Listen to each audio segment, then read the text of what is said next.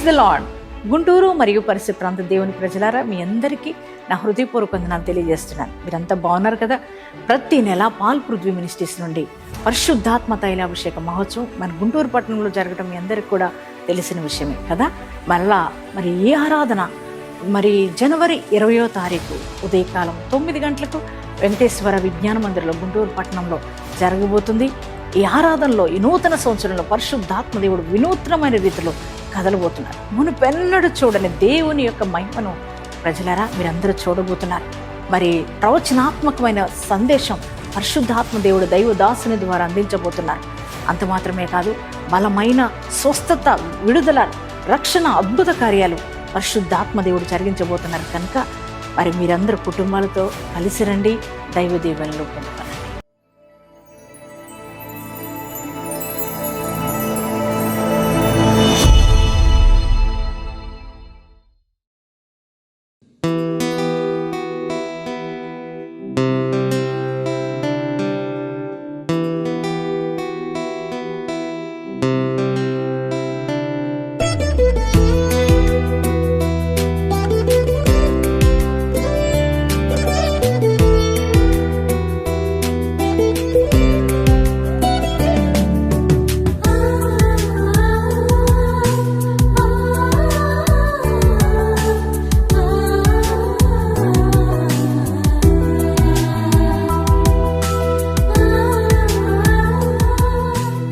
Praise the lord.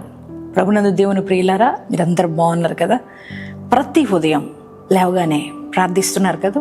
క్రమం తప్పకుండా దేవుని యొక్క వాగ్దానాలు వింటూ మీరెంతగానో ఆత్మికంగా బలపరచబడుతున్నారని నేను నమ్ముతున్నాను.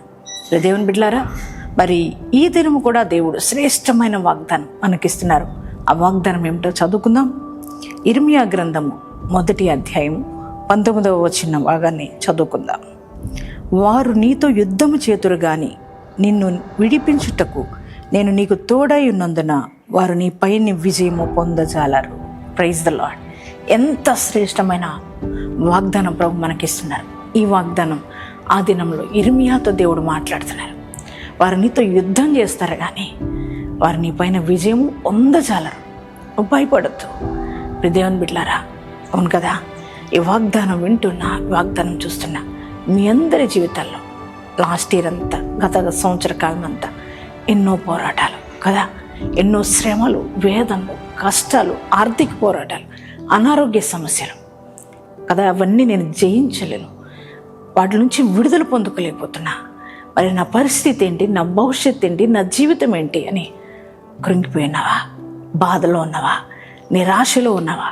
ఇక వీటి మీద నాకు జయము రాదు అని అనుకుంటున్నావా? కానీ దేవుడు అంటాడు, వారిని మీద యుద్ధం చేస్తారు కానీ, అంటే ఆ పోరాటాలు ఒకవేళ నీ పైనకి వచ్చినా కానీ నేను నీతో ఉన్నాను, నీకు ఆయన అన్నాడు, వారు యుద్ధం చేస్తారు కానీ నీ పైన వారు విజయం పొందజాలరు. దేవుడు అంటున్నాడు, ఆ సమస్యలకు దేవుడు నిన్ను అప్పగించట్లేదు. దేవుడు అంటున్నాడు, వాటి నుంచి నేను విడిపించి నీకు నేను విజయాన్ని ఇస్తానని ప్రభు అన్నాడు. దేవుని బిడ్డలారా, ఆ యొక్క ఆర్థిక పోరాటాలు, అనారోగ్య సమస్యలు, వ్యాధి బాధలు, నిందలు, వేదన, మరి కుటుంబంలో సమస్యలు, ఇవన్నిటి మీద ఇప్పటి వరకు నువ్వు విజయం చూడలేకపోతున్నావు. కానీ దేవుడు అన్నాడు, ఎప్పుడు దేవుడు నీకు విజయాన్ని ఇస్తానని అన్నాడు.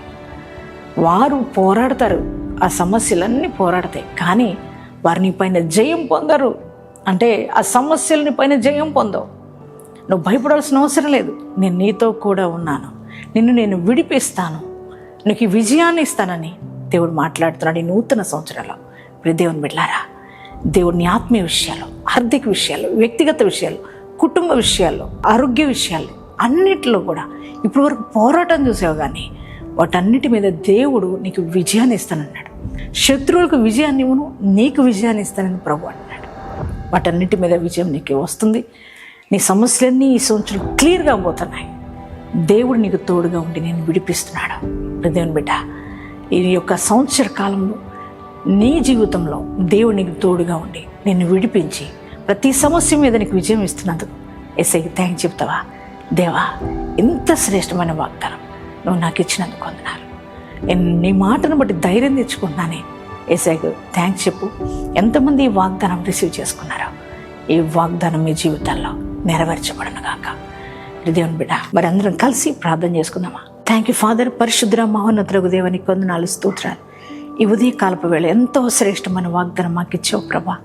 అయ్యా, వారినితో పోరాడుదురు కానీ వారిని పైన విజయం పొందరన్న దేవా. అవునయ్యా, అయ్యా ఇదిగో తండ్రి, నాయన ఎన్నో పోరాటాల మధ్యలో నిన్ను ప్రజలు అల్లాడిపోతున్నారు అయ్యా.